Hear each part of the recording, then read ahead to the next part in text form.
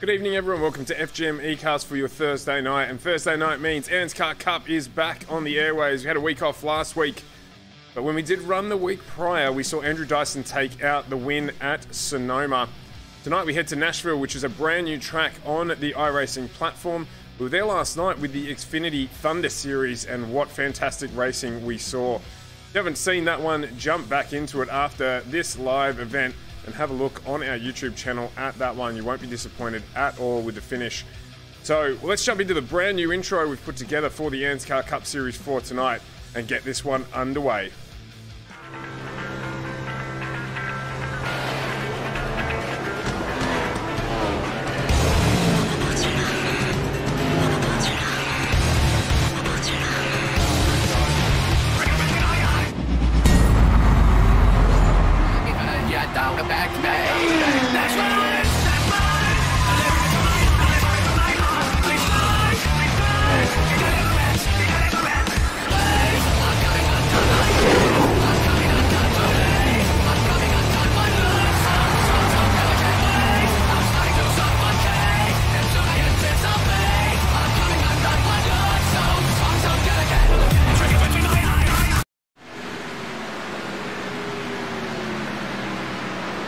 Good evening everyone, welcome to Nashville for the ANZCAR Cup Series on your Thursday night. Nashville for the first time here in the Cup Cars. Of course, we're here last night with the Xfinity Series, and also with me last night was one Mr. Carl Withy. Good evening, Carl.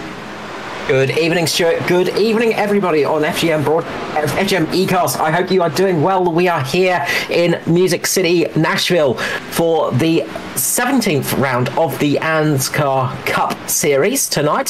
So it's going to be an interesting one. Of course, Nashville has not seen a Cup race since 2011, so it's been a bit of time, but we're expecting a good race here tonight.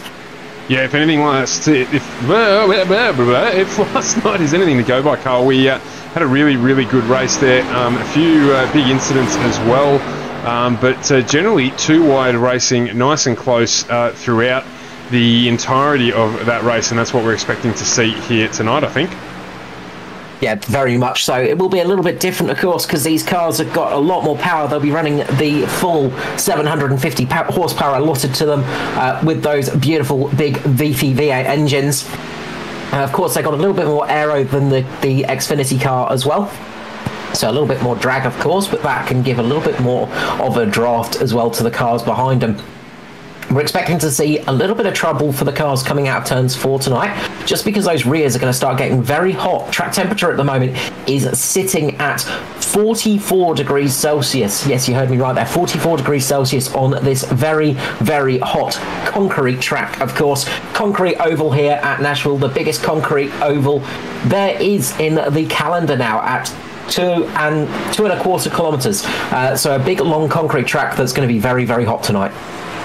Yeah, absolutely. Just having a quick look there at the top speed. We're on board there with Edward Foster in the Bridgestone Select entry, and about 8 k's an hour faster than we saw last night without the draft. So I think the speeds we got there last night were in the draft. So without the draft, already 8 k's an hour faster there for Foster in the 53 Bridgestone Select entry. So looking forward to seeing if we get close to that 300k an hour mark with the draft as well, assisting the drivers tonight. I think we probably will just about see that topping off on the end of the start-finish, not quite straight, but the start-finish tri-oval section. I think we'll just be tapping towards that 300 kilometers per hour mark just as they go into the first corner. This is a very technical track as well. You see it's called a super speedway. Now that is because it's the old classifications of super speedway. So this was a super speedway back in its heyday, but it's been away from the calendar for 10 years. No longer a super speedway in that respect. It's a little bit more like your average cookie cutter track in its length, but it's a very fast circuit.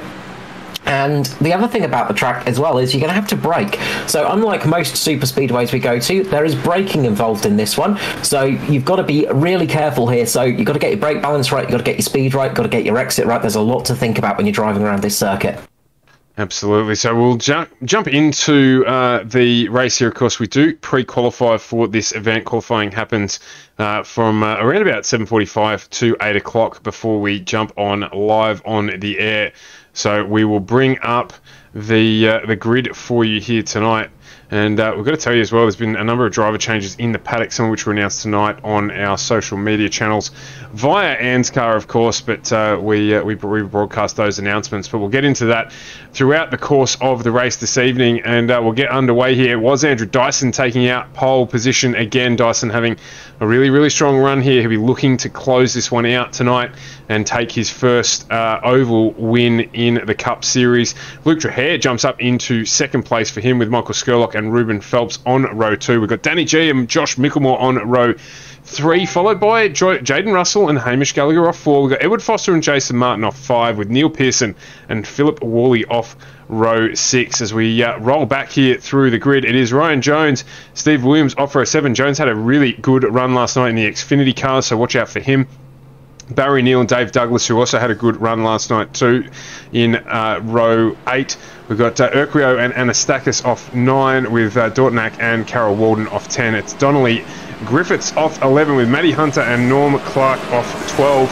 As we roll back through this huge field here, it is Nigel Patton, Phil Otto, followed by Raymond Yeager and Matty Raymond, and then we've got Justin Witcher and Paul Jackson rounding out the 30 who qualified for the race this evening. And just before we head on any further, just going through the championship standings for the top 5. Michael Skurlock's in the lead, 8 points back is Neil Pearson second. Josh Micklemore in third, 11 points down. Jason Martin, 35 points down in fourth. And fourth is Danny G, 53 off the lead. But that championship for the regular season is very, very close indeed. This race is going to really tighten that up. Yeah, absolutely. Looking forward to tonight. As Andrew Dyson leads the field around this hot and humid track. He's going to be leading off from Luke Trahair with that new paint job on the 43. Dyson's prerogative is to when he's going to drop the pedal. When's he going to do it? When's he going to do it? He drops it now, gets a good start there.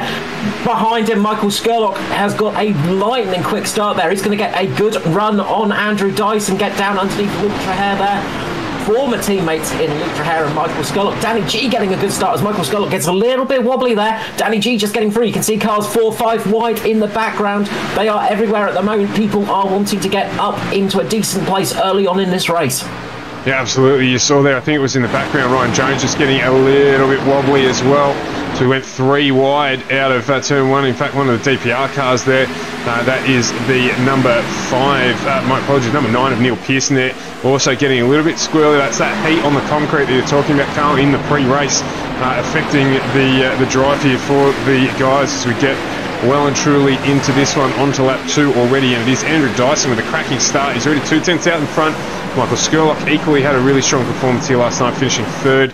So he will be looking to convert. We've got Danny G, Luke Trahair in 3rd and 4th. Jaden Russell in his another run for him up in the top game. And again, another strong performance last night. I'll keep saying the same thing over and over again, but well, these guys at the front, it's no coincidence that they're back up here again tonight.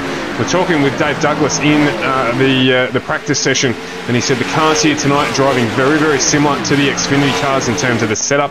Really hard on that right-hand front tyre, but a little bit of translation from the race last night into tonight for the Cup guys. Yeah, that's it. There's going to be some similarities there because you do get that with these cars, but the difference is going to be that little bit of extra downforce on these cars is going to make it a little bit easier mid-corner, but that extra power is going to make it a lot harder on the exit of the turns. You can see right behind Andrew Dyson at the moment, Michael Skurlock in the Welsh Wonder car is chasing down Dyson at the moment. He's got a little bit of damage on the front actually, Skurly, so I think he's just made a tiny bit of contact with the wall. One of the things to watch out for is just coming out of this corner here, turn number 4, coming onto the tri-oval section. Very, very tricky corner, very easy to lose the rear end of the car, so you've got to be careful coming through that corner. Coming into turn 1s and 2 here, so you just need to ease off a little bit, just on the brakes a little bit, back on the accelerator. It's not too hard to get off that corner, it's a relatively easy one. Onto the short back straight, into turns 3 and 4, back on the brakes again. Through this corner, it's very easy for that car to step out. You can see Skurlock just starting to make a move on Dyson now. Skurly's got the inside line for the lead of this race. Skurly's going to get a good run across the tri-oval here and get the lead of the race at Nashville. Yeah, that's that section there where you thought we might see him get close to 300 in the draft. Skurly there just nipping at 295 kilometres an hour as he moved up into the lead here with Andrew Dyson now running second. You know what, we saw a really good stretch of green flag running last night. I'm not sure that it's a bad thing that Dyson's dropped back into second place. We saw a couple of the guys have to drop in early. Edward Foster dropped into pit lane well and truly ahead of those who ran behind him to make a final pit stop last night, and obviously that ended up with him finishing a little further down than he expected. So not necessarily the worst thing for Dyson here to drop back a few places this early on in the race. No, that's it. I think at the moment Skurlock is just flying away a little bit. He's just got the pace at the moment, and he is very much looking for that. Another driver that's got some speed is Jaden Russell down there in fourth position and just behind Danny G at the moment. Jaden Russell was getting some good drive. He was just clipping out at that 300 mark on the end of the straight, so he's definitely got some good speed in there, some good drive, and it's getting very close between those guys, so it is going to be fast and furious down there. But at the moment Skurlock has checked out a little bit. He's managed to pull himself a little bit of a lead by about half a second at the moment, so that's going to be good news for him. He can just have a little bit of an easy time, not pushing quite as hard, but fuel is going to be a major factor here tonight. We did see that last night as well. You're just going to want to make sure you got that fuel numbers correct, got the fuel in at the right time. You want to get a caution sort of midway through the race where you can actually fill up to the end and be in a position where a caution flag pit stop rather than coming in and then having to pit under green as well. Yeah, Edward Foster's got a little bit of pace here. He's searching behind Danny G. He's got Luke Trahere behind him in that new livery on the 43, which makes it a little bit easier for us to pick him out, to be brutally honest. So that little train there developing between Danny G, Foster and Trahere. You can see in the background there as well, Ryan Jones, Josh Mickelmore fighting it out. And they've lost a little bit of pace on this pack, but one of the things we saw last night as well too, very, very different ways to make pace around this track with the entry and exit speed. So Jones there closing up a little bit, choosing that quick entry, but not able to carry that pace through the corner. So he'll make his way back up onto the back here of Trahere in a matter of a lap or so, and they'll be forming that pack that we like, that sort of 10 to 12 car pack that we get to watch, where you know, the positions are changing frequently and we get to enjoy a really good clean driving battle for a fair portion of the race. Yeah, these guys are just getting settled in now, just trying to work out how the long runs are going to go. Foster's looking a little bit racy behind Danny G at the moment. Jaden Russell's still sitting there behind Andrew Dyson, but Foster was having a little bit of a look down on Danny G's inside there, just trying a little bit of a different line from him as well. So, as you said, drivers trying that different style, a few going slow in, fast out, a few sort of carrying a little bit more speed into the corner. But that's what makes it very fun on a track like this, because you can carry those two different styles and they both generally work. As we said there's Ryan Jones now up on the back of Trahere, so this pack extends now to 6 cars in it, and Jones aggressive down on the inside there, as we normally see from Ryan Jones. He's going to get the move done on Trahere. Oh, he gets right up next to him there. Has to give him a little bit of room as well. Trahere just makes sure that he plays the long game here, but you can see there Ryan Jones just being really aggressive, as we love to see from him. And he makes another move there. That actually has affected Trahere a little bit now, because Micklemore's up on the back of him, and as is Hamish Gallagher. A couple of DPR cars behind him as well, with Philip Worley and Neil Pearson. And this battle here, Dave Douglas, Ruben Phelps and Stephen Williams. So this pack is massively expanding at a rate of knots. You can see these guys closing up too. Yeah, it's getting very, very tight up there. That was a real tight move from Ryan Jones there. Really, really aggressive on Luke Trahere, and it really put Luke up on that high line and cost him dearly. I'm just going back and actually having a check out of Ruben Phelps, because he dropped right down the order. He got caught very much on that high line and fell off quite a bit. So he's going to have to work his way up. He's up there with Dave Douglas in the 199. Keep an eye out for Dave, because we've seen he can be very quick, especially towards the end of a stint. We saw he had a mega fuel save last night as well, and Riley Curtis as well. Very much enjoying the look of that new car, that beautiful new paint job on Dave Douglas's 199, looking fantastic in the Nashville, Tennessee sun at the moment, as there's a bit of a checkup just behind him with Stephen Williams. Yeah, indeed, and Dave was saying that he's ruining his qualifying performances at the moment, because he's got the pace in practice, just can't quite get that lap down. We saw that as well with Phelps. He was able to convert yesterday with a much better outcome from his qualifying. So Douglas just trying to sort that out. Once he does get that done, you know, he's going to be right up the front battling from the start, which is where he wants to be. You can see him driving away from this this horde of cars behind him here. We've got, again, another battle pack here. This is for effectively 13th, 14th, 15th position, 2 wide running down in the pack, and the pack just keeps growing with Mirko Dordenak joining in to this pack as well. Parianastakis, Lachlan Urquio, so it's growing. Yeah, nice to see Parianastakis back in the Cup. He's been away for a couple of weeks, but good to see him back out there. That pack is just going to grow and grow and grow as cars just catch up to them as they are fighting on. Meanwhile, up the front, Jaden Russell is still trying to put the move on Andrew Dyson, and that's just allowed Danny G and Edward Foster to just get stabilised behind them. So those guys are going to start catching up relatively quickly. Meanwhile, Ryan Jones has had a pass put on him by Luke Trahair. Luke Trahair paid back the favour on Ryan Jones and got that position back. Ryan just running up a little bit wide gave Luke the chance to make the move down low and get the opportunity to get past. Hamish Gallagher working his way up the field as well. He dropped off a little bit at the start, but he's working his way back up there now. Watch out for Hamish. He had some really good pace last night, along with his teammate Josh Micklemore. So keep an eye out on those 2 Mitch Motorsport cars. Of course, we've also got Danny G up in the top 5 at the moment in one of the other Mitch Motorsport cars. And somewhere in there we should find Jason Martin. He's down in 20th at the moment, so a bit further down than normal for Jason in the final Mitch Motorsport car, but expect him to work his way up the field later in this race. Yeah, absolutely. Riley Curtis jumping into the chat tonight to say that he's very impressed, to paraphrase, with the new livery on the 199 of Dave Douglas. That got a little bit of airtime today on the socials as well. Dave here just jumping onto the back of the pack there, and there he is in that lockdown 199 livery. It does look very, very impressive indeed. He loves running those matte gold wheels as well, and we like what he's done there. So a nice one for Dave as he flies solo for the balance of the season, announced today across the social network. Yeah, whoever worked on the design of that car has got a very good eye for detail indeed. Meanwhile, another new paint job is at the front of the field with Michael Skurlock with the Buck Wild Welsh racing car, of course. Scully pulling on some of his heritage in the 350 today with the Welsh Dragon on the back of the car, of course, and also promoting himself a little bit with his Twitch channel, twitch.tv Skurlikin, of course. A lot of the drivers do run a few different channels out there, so after the race, if you want to see what it's like from their point of view, it's always a fun thing to have a bit of a look at and see how they go when they do their broadcasts.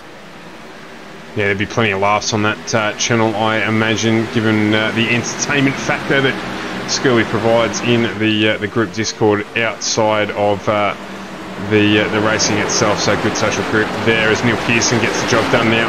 Ryan Jones, maybe Jonesy just with the temperature there, maybe he's just slightly overcooked those that right hand front tyre. That's affecting him here, because now that's Trahair, Gallagher and Pearson who made their way past. You can see there as well that Philip Worley's trying to take advantage. Josh Micklemore will try and go through with him and probably drag Dave Douglas through at the same time. So Ryan Jones here just a little bit susceptible. Lap 24 of now, we've commenced lap 23 I should say now, of 140 here, and all green so far. Yeah, that's it. Just burning off a little bit of the tyre, a little bit quicker than he expected maybe, and just falling down a little bit as we've got a huge battle pack down for 17th onwards, effectively. Kate Donnelly and Kate Donnelly up towards the front of that one at the moment with Parianastakis. Those guys are really getting racy down towards the back end of the pack, so there is plenty of action going on all throughout the field. Meanwhile, just talking about Ryan Jones, he's falling back into the grasps of Dave Douglas. Dave Douglas is just getting on his tail. Ryan Jones just slotting in between himself and Josh Micklemore at the moment, trying to get caught into those two cars so he doesn't fall back too quickly. But Dave Douglas has caught up a lot of time very quickly to this front pack, so keep an eye on for Dave. He's starting to quickly get up there. Yeah, JCW as well, just behind him, biggest mover so far tonight, up 7 spots, qualifying position of 20th, currently sitting 13th, and he's closing in on this pack too. So everyone here sort of holding one another up. We're talking just before about how we've got that stable pack out the front who've just managed to sort themselves out a little bit and get into the groove. This pack has been certainly trying to sort themselves out for 25 laps, and it continues. Yeah, and it will continue. We're going to get towards the stages where people start thinking about green flag pit stops, probably in about the next 10 laps, 10, 15 laps, I would say. They'll start pondering about looking at coming in. I'd probably say one of the cars that's going to look at coming in early would be Ryan Jones. He's often the forerunner of that slightly alternate strategy. Absolutely, indeed. So, how far out ahead is Skurlock now? Just approaching a second out in the lead here from Andrew Dyson, Jaden Russell. And Dyson and Russell still sort of just stabilised but fighting away. I tell you what, Foster's closed up on the back of Danny G as well. So that has really closed up there as well. It's Luke Trahair joining him, just gradually dragging his way up onto the back of Foster. Hamish Gallagher will be trying to go with him as well. They've got to make up some time. Probably had to push a little harder to get through that pack as well, so that might have cost them. And I don't think too many of these drivers would be too upset if they ended up with a caution period in around about 20 laps time or so. Yeah, that's it. Dave Douglas getting a big moment across the tri-oval section. He managed to get the car saved, but that's going to hurt his rear tyres. I was about to say, there's a good little battle forming up behind Josh Micklemore at the moment. Neil Pearson just dropping back behind Joshy Micklemore. But this battle's starting to get a little bit hotter as well. So it's going to get interesting here as the race goes on. Watch on for this race because things are going to get exciting towards the end. We're going to have you might have a little bit of a lull period at the moment, but it is going to start heating up very shortly. Once these guys start to have to come in for those green flag stops, things are going to start getting very, very dicey out on the track. So yeah, this race has got a lot to go still. Yeah, it looked like there's a little bit of a check-up there from Josh Micklemore, which sort of stopped Worley, and at the same time you had Douglas with that slide as well, and that allowed Jones to get right up onto the back of Worley with the check-up, but not able to capitalise because I think he was a bit surprised at how quickly Worley was coming towards him. Had to jump on the anchors and just pull up the 111 entry to make sure he didn't have any contact there. So not ideal there for Jonesy. He would have been liking to try and make up a position there from the mistake, but not able to capitalise on it. Yeah, that's it. Something else just to keep an eye on is Hamish Gallagher at the moment. He seems to be having some sort of technical issue. He's having a bit of internet issues, I would say. He's just been having a couple of blinks here and there, so hopefully everything pans out for him. We don't want to see him disappearing with a technical DNF because Mitch Motorsport have had those troubles all for a fair bit of time as Neil Pearson gets moved on by Josh Micklemore at the moment. Micklemore going down the inside of Pearson in the number 9. The 31 is going to try and make the move. He's got that inside line at the moment. Pearson's going to have a good run on the outside here. That's going to allow Worley just get up a little bit further. Ryan Jones now making the move on Worley as well. So these guys are going to have that inside line. Worley's going to get a good run down inside. He might better make a move on his teammate Neil Pearson right here, but that's going to block off Ryan Jones's chance to make the move. Josh Micklemore making that move stick. He's going to get a nice run out there, and I think Micklemore's got some pace to burn at the moment. Neil Pearson just seems to be slightly struggling for overall pace right now. You know, it looks like it's come back a little bit to Jones as well. He's really pacey on the back of Pearson. He was able to go with Worley there, but just got cut off. Worley closing that out on right in front of him. Just underneath Pearson there, almost getting in contact with him. That's allowed Dave Douglas to get a good run on him down on that bottom line. But Jonesy looking a little bit pacey here as well.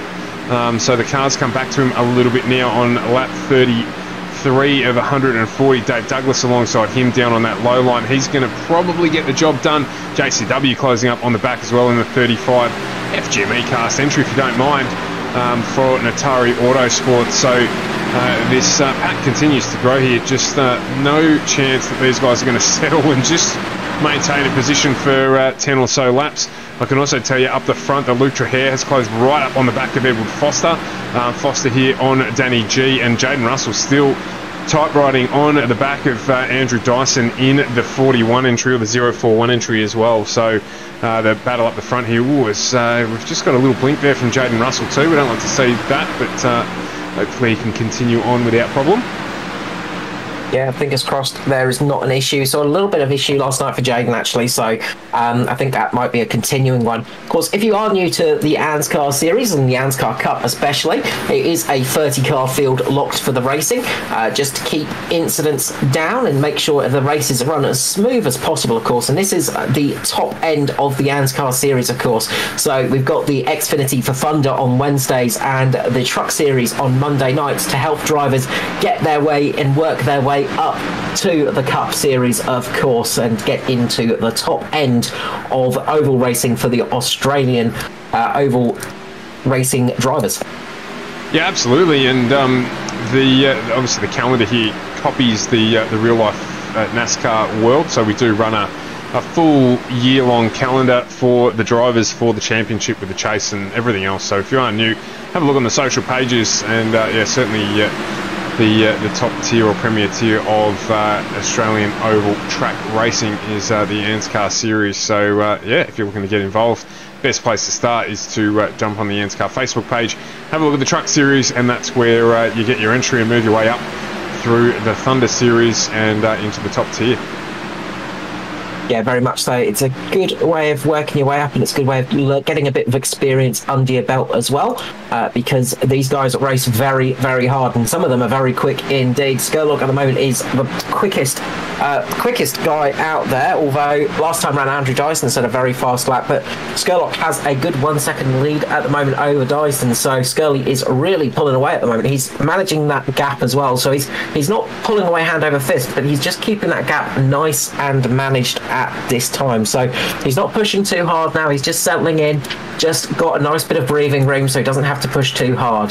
So watch how Skurlock does for the rest of this race, and this can only help him if it remains green. Yeah, absolutely, otherwise he's going to lose that gap very, very quickly. Danny G here just taking a slightly different line. We haven't seen too many drivers run that higher line with much success last night, and obviously so far this night with the heat, probably not expecting to see that either, but see how the track develops over the course of the race, because we're not even halfway through yet in this 140 lap race. So what was it, Carl? We said 59 or so laps is going to be about the capacity for fuel. 59, I think it's going to be about 55 to 60 laps, I think, off the top of my head. That's the sort of rough numbers I was getting in my little pre-practice that I try and run before the race starts. But you might see drivers coming in to slap a fresh set of tyres on before that, because the big determining factor might be those those right side tyres, sorry. So they could be a determining factor tonight. Of course, drivers are set to a limit of 4 sets of tyres, so they don't have an infinite amount of tyres to run through the evening, so they do have to pace it out a little bit. But expect the drivers to go as long as they can if it remains green. But keep an eye on people like Ryan Jones coming in, I'd probably say in about 5 to 10 laps, to come and get some fresh tyres on and see if he can see what he can do. Of course, he'll be he might split the race up into a 2-stop, whereas everybody else will try and get it into, well, 2-3 stop maybe for Ryan Jones, where everybody else might try and get it into a 1 to 2 stop. So it just depends how they go on the old fuel mileage. That's the big question for this race, and we will find that out when we start seeing people come down pit lane. Absolutely, so it won't be too far away. Hamish Gallagher there just dropping out for a significant portion of time, popping back into the race on the high line, which is what the drivers try to do if that sort of happens to them. And hopefully he can keep going. Let's keep the fastest drivers out there. Speaking of which, just looking in the background there, it looked like JCW was trying to get a move done potentially around the outside of Ryan Jones, but it's cost him a little bit of time there, and it's allowed Lachlan Urquio to close up onto the back of him. So that's the battle there for position 13 and 14 that's closed right up. Dave Douglas on the back of Neil Pearson, still up ahead of this battle. Ryan Jones at the moment a little bit in no man's land. He's catching up onto the back of Dave Douglas, probably with the worst tyres on the track at this stage. Ryan does drive a hard race. He likes to push the car, and sometimes it can be to the detriment of the tyres when we get these prolonged green sections of the race. We love the way he tries to get about it. Yeah, we've got another good battle going on down with Ruben Phelps, Scott Griffiths and Matty Raymond at the moment, and Raymond Yeager actually coming up into the midst of this battle too. So the 06, the number 5, the 83 and the 23 at the moment having a good little battle out on track. And this is for 21st, 22nd, 23rd and 24th position, so a bit further down than we're used to seeing some of these guys. But it just shows how competitive it is out there tonight. We often see Matty Ray come from the back of the grid, try and get his way up towards the front, and he's struggling a little bit at the moment to make places. Up towards the front though, JCW and Lachlan Urquio are battling it out there side by side at the moment. Lockie has managed to get his position sort of safe, but JCW is trying his best to get there.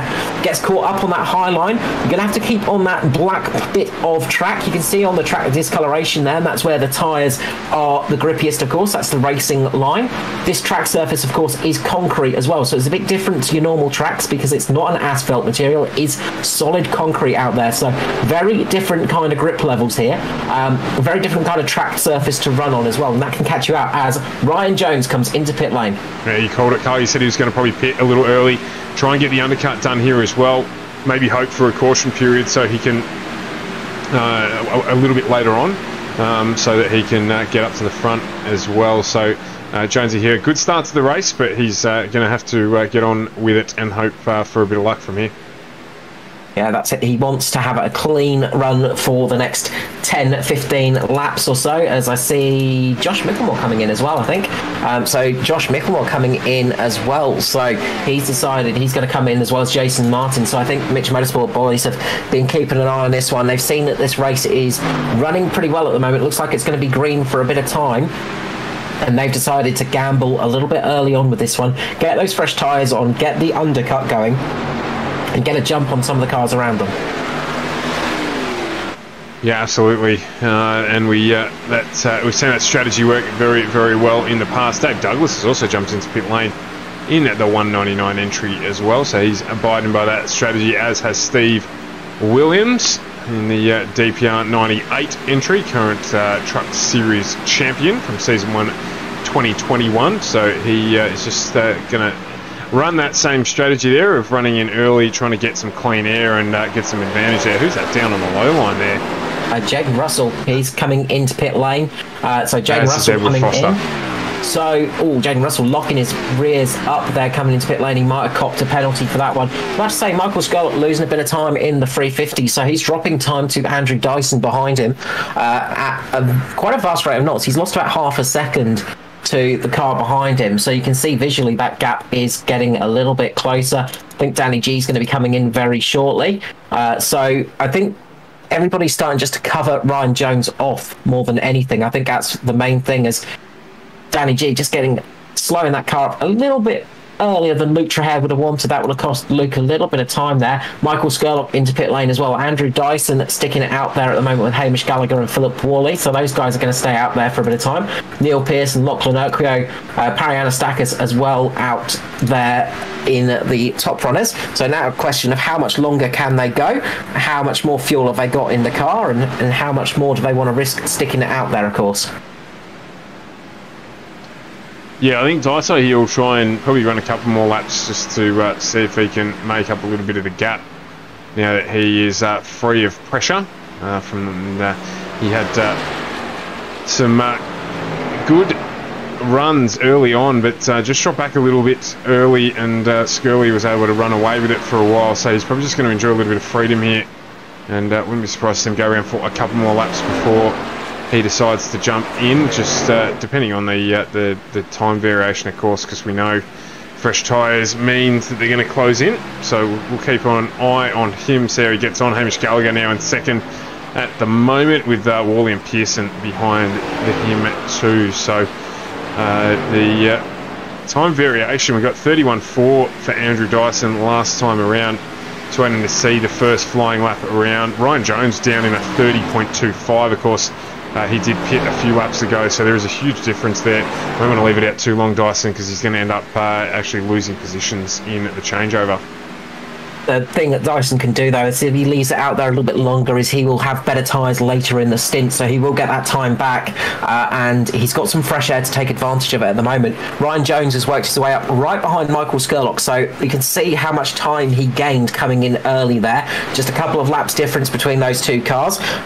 Michael Skurlock was about 4 laps later than Ryan Jones, and those 4 laps for Ryan Jones has got him right up behind the leader, Jaden Russell, just behind Ryan Jones as well. So you can see right now Scully just getting past Neil Pearson, so they are really flying up there, but they are a lap down, remember. So this is the big thing, is right now, those guys that are staying out, if they get a caution, they are going to be sitting very pretty indeed, because they will have some advantage, because they will have that extra lap to them, because you do lose a bit of time when you come into pit lane. The other thing as well, of course, is when you come out, you're going to have much fresher tyres, and that's going to be a real big advantage later in the stint. We saw Dave Douglas make that work for him last night in the Xfinity Series. Those fresher tyres towards the end of the stint really do pay off.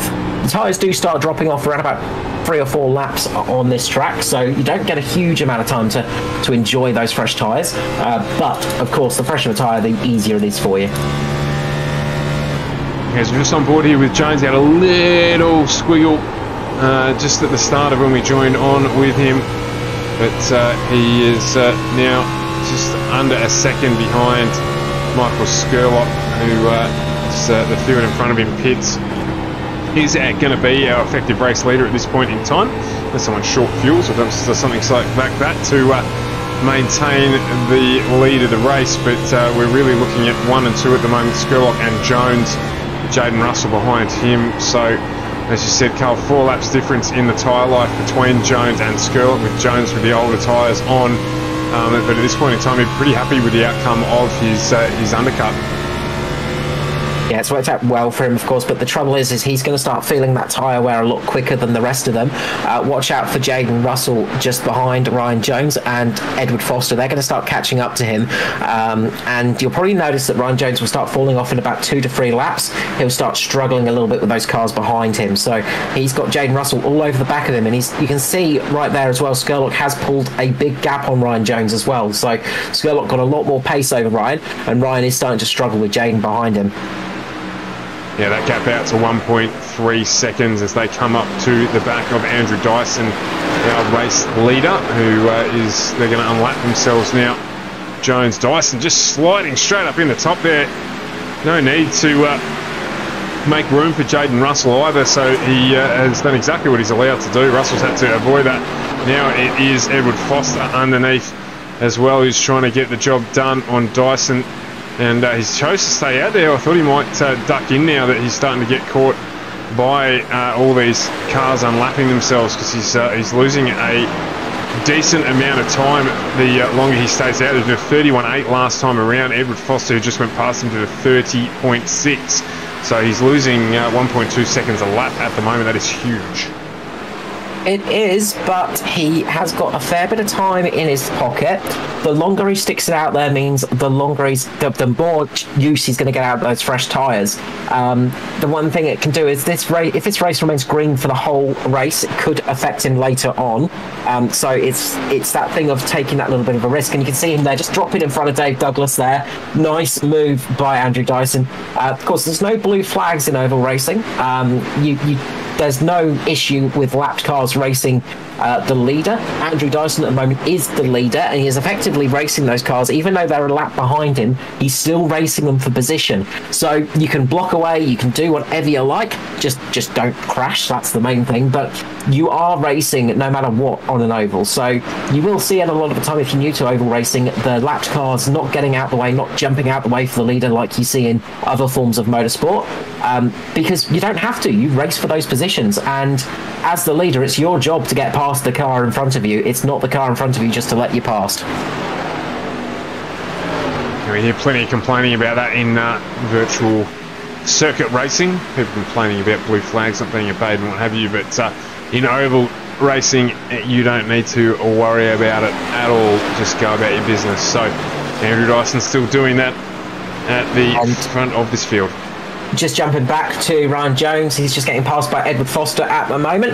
The 53 down on the inside of the 111 at the moment. You can see now this is where that early pit stop starts to really cost you, because it's only a couple of laps difference between these guys on tyres. Ryan Jones has been out there for 16 laps, Foster for 13 laps, but that's the difference those 3 laps make, and you can see just losing that pace now. He got those early moments of fun on those tyres, but they soon burn away, and Josh Mickelmore and Danny G are going to be looking to make a pass soon, as well as Dave Douglas. Yeah, I was about to say Danny G and Josh Mickelmore closing right up now as well. Mickelmore won't take long to make his way past Ryan Jones, but in the delta here, Ryan Jones still going to be further up the field than when he decided to make that early pit stop. So, you know, if he can get a caution out here, he'll reset himself on the same strategy as everyone else, and that will help him improve his position throughout the remainder of this race. Yeah, that's it. It's the thing of he needs a caution right now to help him out with this one, to get him back on back in sync effectively. Andrew Dyson would be pretty happy if a caution flag was flown relatively quickly, because that will help his race out. He's still sitting pretty though. He's got a good 20-second gap from himself to Michael Skurlock at the moment, so he's still got quite a bit of time in hand. The longer he leaves it out there, as I say, the more options this gives him for the latter part of the race.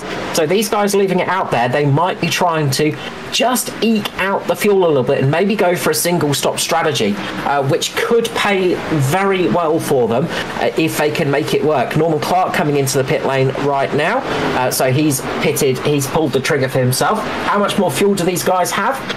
That's the big question, of course. You know, you can save a bit of fuel in these cars, a couple of laps here and there, but it is quite hard to do when you are racing in green flag conditions. It's not easy to save fuel when racing in the green. Parianastakis coming into pit lane as well, so I think these guys are just about hitting the limit on their fuel on around lap 66, 67.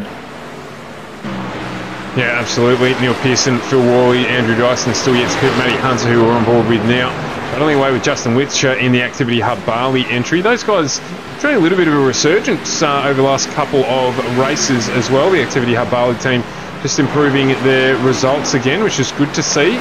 So we love having a variety of teams in ANZCAR and having them all perform at the top there as well. Matty Hunter, one of the series organisers here, having a good run at the moment in the 48 as well. Still got a pit, but doing a good job too. Yeah, if he can eke it out for 2 more laps, he's going to be in a really good position come the end of this race. So this could really pay off for Matty Hunter in the Vision Motorsport car. But yeah, Activity Hub Bali have been having a really good run recently. They have been very, very happy with how things are going, and it's good to see Raymond Yeager back as well, of course, the team leader in the Activity Hub Bali team.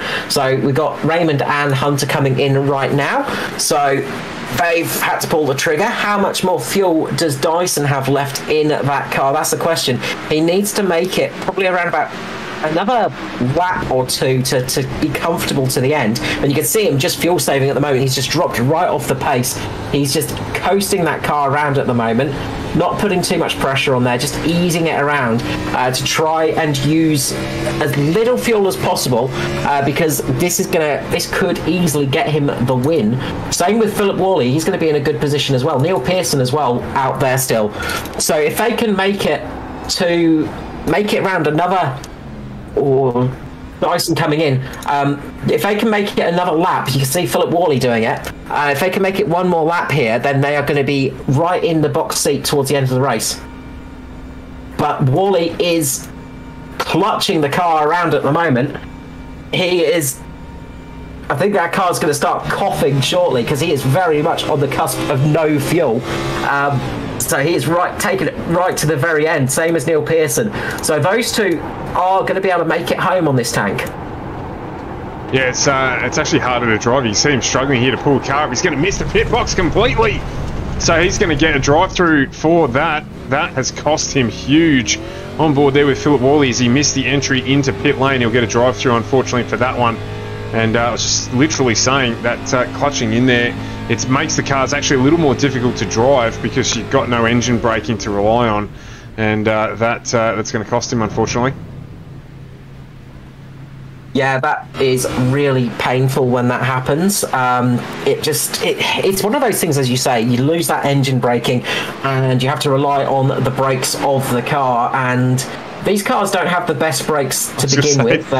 Do these cars actually have brakes? It's kind of like an old billy car where you drag a wooden stick along the ground to try and slow the car up. Well, this is why the drivers tend to wear those big cowboy boots, is so they can put them down underneath the car and stop it that way. That's generally the most effective brake in a oval racing car. But yeah, these things have tiny brakes on them, of course, and they're generally set. The brake bias is generally set. It depends how you drive, but a lot of these guys are probably setting it a bit more rearwards for this track. So the rear brakes are pretty pathetic, in all honesty. Even your road car would give them a run for their money. Considering the amount of weight in these cars and the speed, they are barely anything at all. But when you're just relying on the brakes completely, it really does catch you out, and then all of a sudden you get the understeer coming in and things like that. It makes it very hard to drive. As we're just looking, it was close there between Russell and Foster. That's dropped away as they got into a little bit of traffic. Barry Anastakis just making his way through, as well as Neil Pearson on much fresher tyres against Foster. But Foster's got Danny G behind him. That is for position. These two on screen now. So he'll be pretty pleased with that, actually. And another one who'll be pleased is Dave Douglas. He's up 11 spots now, currently sitting in 5th position. Yeah, they've got some good positions gained. Dave Douglas, 11 positions gained in this race. I was talking about how hard it is to gain positions. Matty Raymond's currently the highest gainer, sitting in 14th position, gaining 14 positions for Mr. Sheen. He's keeping that car nice and clean, as usual. What we like to see from Matty Ray, he's got Scott Griffiths just behind him, and he's got a bit of a gap to make up to Lachlan Urquio, returning from knee injury and internet issues. So nice to see Lockie back out there. Absolutely, Lockie had a good run last night. It was ended a little prematurely, but he had a good run up until that incident happened. So he'll be enjoying it out here, running in a good pack. He's got Steve Williams just in front of him. We'll jump back actually to this and have a quick look at it. He's chasing down Steve Williams there. You can see in the 98 entry as well. And Steve just doing what he normally does, just creeping, just lurking, just making his way up into the top 10. It's a Steve Williams trait, in fact, to just creep inside the top 10 and do something in the last phase of the race. So we'll keep one eye on him just to see if he does what he normally does. Luke Trahair as well, he's currently sitting in 9th position, so he's dropped a few places since qualifying, but no damage currently to the 43 either, so he'll be looking to just position himself well for the end of this race and try and bring that 43 home. Yeah, be looking to get that car in. Just some news on the Artura motorsport car of Barry Neal. He's had a connection issue, unfortunately, so he might be the first retirement of the night. But sort of didn't bring out any cautions, so some good news for a lot of drivers out there. Bad news for some others, because a few people are going to be banking on a caution to get this race back in their pocket. If it remains green right now, you've got to say it's looking good for Neil Pearson. Neil Pearson at the moment is going to be in the box seat for this race if it remains green towards the end.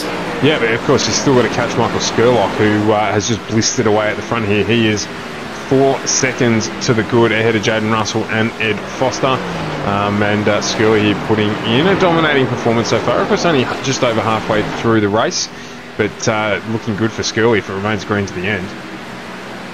Well, the thing is, Scully's got to stop again. That's the big thing here. So all of these drivers have got to stop again. Neil Pearson can keep it out. Neil Pearson's on those fresh tyres at the moment, so he's going to gain some good speed. Don't expect to see him setting fastest times, though. He's going to be just pacing it a little bit, not using too much fuel. Andrew Dyson is right on the bubble as well. So Dyson, he is going to be needing... He's going to be right on the bubble if he can make it on fuel, in all honesty. He's going to be very much towards running out of a tank towards the end of the stint. So he might be pushing a little bit harder than some of those drivers around him just to gain up those positions, because he might need a tiny splash and dash to get him to the end. Good point. I hadn't looked at the fuel numbers there, but you're right. Absolutely spot on, in fact. So we'll see how that goes. Scully's going to have to get a good gap. And then make some hay on some fresh rubber at the end of this race. We did see Dave Douglas last night, just take right-hand tyres with a late caution to try and jump some positions in the caution, and it worked to effect for him because there was a caution period a couple of laps after that, and that helped him push up inside the top 5. So a couple of interesting strategies that could play out as well as we get towards the end of this race. Yeah, this race is not over by a long shot. There's still a lot that can happen, still a lot that will happen in this race. So keep an eye on this because it's going to start shaking out more towards the end of this one. There's going to be a few different strategies playing out as well, and that's the thing that we love about racing, is when strategies come into play and seeing what people try. Because right now you've got Michael Skurlock sitting at the front, a absolutely brilliant driver out there. He has been fast all night long, but at the moment he's sort of got to think, how am I going to do this? How am I going to get this race win? Because at the moment I don't think I can do it, because I don't have enough of the gap between myself and, say, Neil Pearson.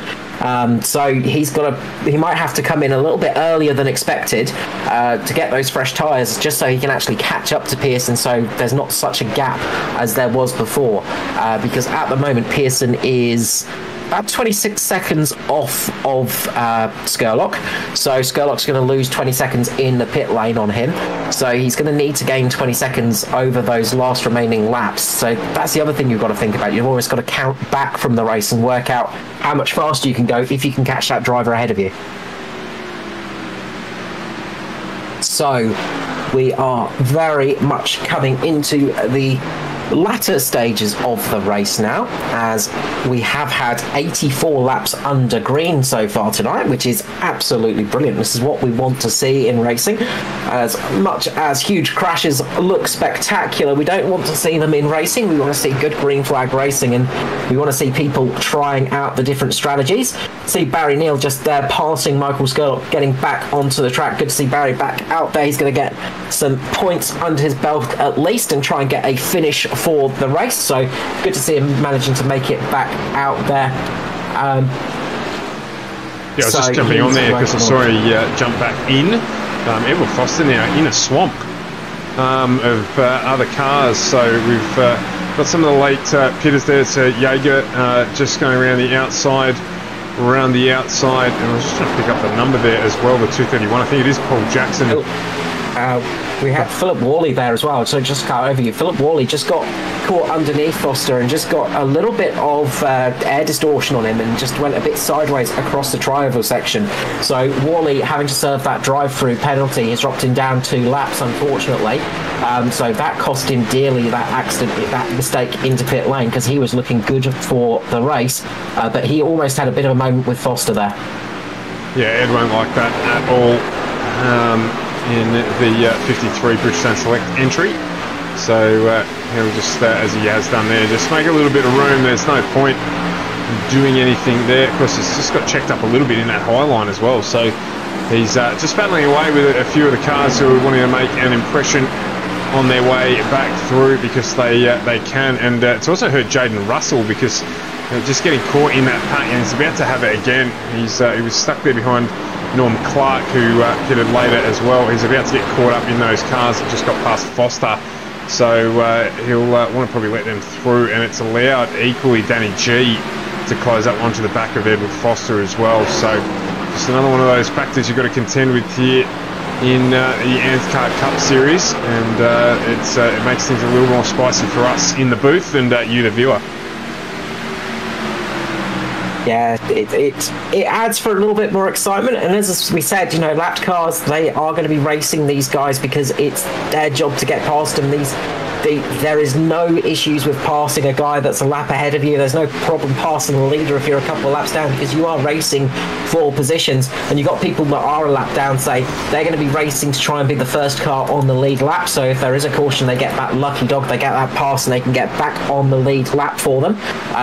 So it's all about getting the car working, getting in the right position at the right time as well. We've got 51 laps remaining now, so I'd expect to see some of the drivers who came in for their first stop looking to come in about the next 5 laps, I'd say, just so they got plenty of time towards the end of the race to gain back that time. Down Foster here getting the run on Micklemore. Sorry, Danny G, my apologies as well for the Mitch Motorsport entry. He's getting a good run on down underneath Foster too. So this is closed. This battle for second right up here. You got Norm Clark there up on the high line. Just probably lost a little bit of time there. And Edward Foster and Jaden Russell make their way back past him. So this battle here heading up for second, third and fourth, I should say. And the guys doing a good job to make their way through the traffic. Spread a little bit now. Again, just that lap traffic just causing line changes there. You can see Danny G getting harassed a little bit by, I think that was Matty Hunter behind him. Didn't quite catch the car. Yes, it was Matty Hunter. So the gap spread a little bit here, but these guys just struggling with the traffic. Yeah, and what this has done is it's allowed fifth, sixth, and seventh to climb up towards the back of these guys as well. So you've got Hamish Gallagher, Dave Douglas, and Josh Micklemore closing in on this this lead pack. These first. The second, third and fourth cars there. So this battle is starting to get quite tight for that top spot. Sorry, that second and third spot on the podium at the moment. Skurlock has checked out. He's got a good 5 second lead over Jaden Russell at the moment. But these guys are going to have to come in again. So they've got two options. Stick it out as long as they can, which is going to cost them a bit of time. Or come in a little bit early, get those fresh tyres on, use that undercut to your advantage a little bit. You're going to suffer a little bit with the overcut, but you're going to have to catch up to Neil Pearson. And that's the thing, is you've got to make up a lot of time and catch up to the back of Pearson, because he's going to be the effective race leader when this all shakes out. You might see Andrew Dyson try and stick it out there as well. Theoretically, he's got a chance, but it's going to be very tricky for him. Cade Donnelly has just pulled the trigger and is coming into pit lane, so he's the first of those guys to go on to the two-stop strategy. So I'd expect to see some more cars coming into pit lane very shortly. We've just brought that battle up there on the screen for second place, so you can get an idea of the cars that are in this pack. There's 3 cars there battling for position 2, 3 and 4. You've got the 29, 22nd, 23rd and 24th place runners at the moment in Worley, Jaeger, Otto and Hunter in this pack too. So it really is a bag of marbles at the moment. With 3 of the guys battling for position at the front of the pack, and in fact the other 3 battling for 22nd position as well. So battles within battles, that's what we like to see, and good clean racing there from everyone as well. Dave Douglas pulling the pin. He's coming to pit lane, so he's going to go for that earlier stop, get those fresh tyres on, and I think this is going to cause a lot of other drivers to start thinking about that as well, just because that undercut is so powerful. So I think we're going to see a lot of those drivers now coming into pit lane in the next 3 to 4 laps. I've just brought that pit strategy up on the screen there that you were talking about too, because Josh Micklemore, Luke Trahere, Danny G have just jumped into pit lane as well. Dave Douglas there just went, did he just go with the right hand side tyres there? I didn't see that as I was looking at these stint lengths just to confirm the points that you were making before. Maybe Carl, if you can have a quick look at that for us. Andrew Dyson there, you can see that yellow line. 69 laps on the first stint, 26 laps second stint. Michael Skurlock comes into pit lane now, so a 20 lap positive differential to Andrew Dyson, and we're going to see Neil Pearson come up into this figure as well on the screen, and that will further emphasise the point that Carl makes about him being able to get home on the strategy that he's implemented. So that visual there just shows you how much further they went on that first stint and how it's going to benefit them late here. Pearson there just popping into the screen, so it's 1 lap further on, but he's 25 laps down on these tyres and more importantly on the fuel. Yeah, that's it. It's touch and go for Dyson. He's going to be very tight on fuel. He's going to have to basically be saving as he drives along to get there, because we saw if he managed to make it 1 more lap, he would have been fine. But he had to make it just that little bit earlier. So it's just going to affect him a little bit here. So he might be in a little bit of trouble. As I say, I think the person that's going to pay off best for is going to be Neil Pearson at the moment. He's looking like he is going to be in control of this one if we remain green. Dave Douglas did take both tyres. Was that Jaden Russell having a moment, I think? Yeah, we had Jaden Russell there just come up with a crash.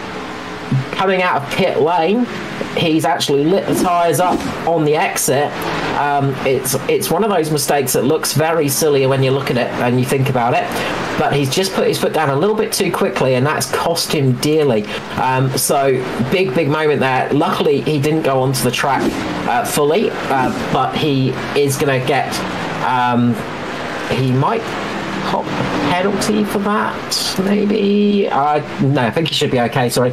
But he will have lost a lot of time in that one, and it's an easy thing to do because these cars have got a lot of horsepower underneath them, and on cold tyres it's very easy to lose that back end. So I'm just having a look down through the field here to try and get a sense of where everyone's going to work out, to give you some more information at home as well. So I think Carl's spot on there with a call about Neil Pearson being borderline, which means we're looking at everyone else. Hamish Gallagher dives into pit lane now. Andrew Dyson resumes the lead of this race, and it's Steve Williams. He's going to have to drop in. So basically looking at everyone back to Michael Skurlock having to drop in again. So Skurlock will probably punch up into second position potentially. Might get ahead of Andrew Dyson if Dyson has to stop. Dyson will probably have to run the gauntlet or fuel save.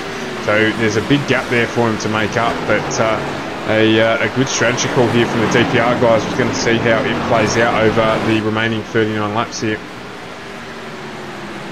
Yeah, I think it's going to pay off well. As I said, I think we'll see Dyson choking across the line a little bit. I think he's going to struggle the most out of them. I think Pearson is going to be safe, but time will tell. And of course, all it takes is one car having a moment, spinning off on the track and causing a yellow flag to appear, and that strategy will be ruined for those guys. Yeah, Edward Foster, Josh Mickelmore making good pace at the moment, making their way back through the field here. He's up on the back of Steve Williams, I believe it is. Yes, no, it's not. My apologies there. A wrong call. It's actually the 41 entry of Andrew Dyson. Andrew Dyson. Sorry, my apologies. I wasn't even looking right at the top of the list. But it is 41 entry of Andrew Dyson there. So lapping themselves, and they're making good time. And that's crucial for those guys because now they've unlapped themselves. If a caution comes out, they are safe. So this is one of the big things as well, is you want to be on that lead lap so that if that yellow flag flies, you're not going to drop, you're not going to stay a lap down because it's only the first car lap down that gets the wave around. So if you are, at the moment, we've got Luke Trahere, the first car that's lapped down. If you're Nigel Patton, who's sitting just behind Luke there, you wouldn't get the wave around, so your night would be a little bit harder to work with. So getting around that leader is crucially important, so it can save your race if that caution flag does fly, so that you are on that lead lap and then you can get up there with the lead pack. We've got 36 laps remaining. Andrew Dyson leads, Neil Pearson second, Scott Griffiths in third position, Justin Witcher in fourth, and Michael Skurlock in fifth. So we're going to see Scott Griffiths coming in relatively soon. Justin Witcher is going to be an interesting one, who is actually coming in right now, I think. So I was about to say he might be sticking out there a little bit longer, but no, he's coming in right now. Spot on. So that means that, just looking back through here, and it is Dave Douglas. Again, we've said a lot about the Double D tonight. He is our biggest mover of the night so far. 10 positions up, having done a double stop as well. So he will take over from Scott Griffiths and Perry Anastakis as our fastest movers when they do pit in, because they will need to. Particularly Scott Griffiths, he's been out on the track since lap 47. So he's done a mammoth stint. He's going to be struggling for fuel any tick off the clock. He's going to have to bring the number 5 entry in. You can see him there struggling for pace, as well as the freshly tired 98 entry of Steve Williams, the DPR entry there, just blows by him with the fresh rubber. But Griffiths, a good job there. I didn't realise he'd been out for that long as he comes into pit lane now. Yeah, Scott Griffiths will be kicking himself that he couldn't get that fuel mileage earlier on in the stint, because if he could get that working out for him earlier on, then he would be sitting rather pretty at the moment. But it has worked out kind of well for him. He was just hoping for that late caution there. It's going to lose him quite a lot of positions now, but he will be on much fresher tyres when he comes out of pit lane, so he will be very racy towards the end of the race. And that's the other thing, of course, is you're going to be much racier. So right now you've got Skurlock showing his true pace. Skurlock is switched on and he is absolutely flying at the moment. He's 17 seconds off the leader, so he's got to make up those 17 17 seconds to win this race now. He's currently around about a second and a half faster than Andrew Dyson and Neil Pearson. So he is catching him up. Now, I think that Dyson won't make it, so his main goal is going to be Neil Pearson, and he is catching Pearson quite quickly. So Skurlock will be getting onto the back of Neil Pearson relatively shortly. So this strategy for DPR, it's kind of working out, but if those guys can start catching up to them, then that strategy will not pay off, and they'll probably think about coming into pit lane to chuck some new tyres on just so that they can get somewhere towards the end of the race, or just hope for a caution flag to come out so that they can strap some new boots on there and be competitive with the rest of the field. Yeah, absolutely. Kenny Rogers, the gambler, comes to mind here. That's what they've done. They've rolled the dice. I think Neil Pearson may also be exposed a little bit here with 30 laps still to go to not only Skurlock but Dave Douglas and Edward Foster, just depending on how he has to manage the rest of his race. Dyson with that gap is just close here. It's fuel's an issue for him, pace is potentially an issue for him as well, but we'll see how it plays out. It's going to be a great call if they can run this one out and end up with the win.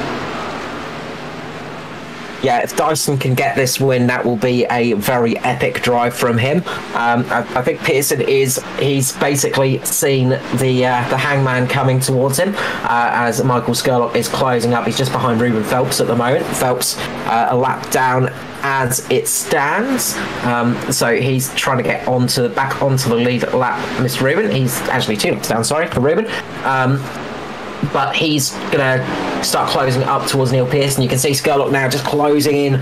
Those fresh tyres are the death knell for Neil Pearson right now. He can just see what's going to happen coming up so quickly, and there's nothing you can do about it right here.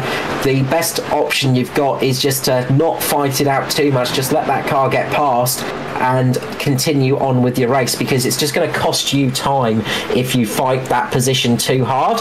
And if you're fuel saving as well, it's just going to mean you're going to end up using up a bit too much fuel. And you can see there Neil just easing out of it. He's not going to fight that position too hard.